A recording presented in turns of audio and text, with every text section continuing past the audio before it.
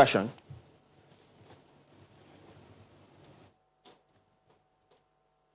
Thank you very much for the opportunity.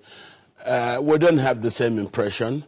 We believed this last episode is the most recent in a chain of episodes in which the government gets itself involved in staged kidnappings.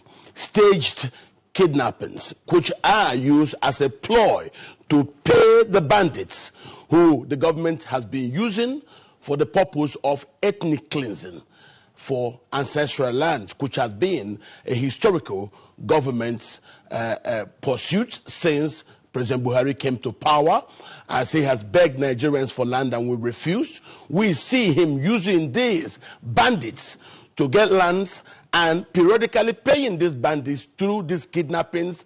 If the army, as Garba has simply said now, were able to surround where they were and able to hold them down for the Miyetti Allah to negotiate, as Governor Masari said, for the boys to be released, why has the army stayed hands in all these years?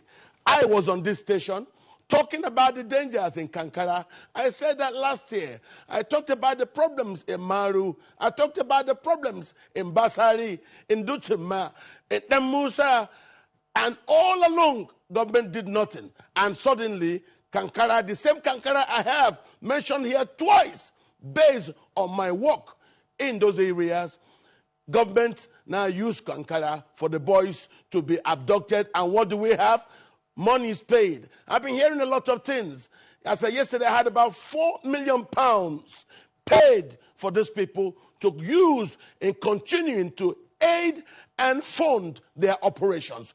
What we are saying is we stand today with Governor Zulum's position that the internally displaced people should be returned back to their ancestral lands. Garba Shehu has no right to tell Nigerians that they do not have permission or clearance to return back to the ancestral lands. I want these things resolved, just like every Nigerian wants it resolved. To tell me that the president is comfortable with the way it is, and that's why he has kept the service chiefs, and because they have agreed to stay hands from attacking these bandits, it's unacceptable to Nigerians, it's unacceptable to my party, it's unacceptable to everybody of good sense who watches this horror continue everywhere. As I'm talking to you today, people from Borno State are spending Christmases in IDP camps. People from Plateau are in IDP camps. There are IDP camps in Abuja. Let those people be returned back to their ancestral lands. That's all we're saying.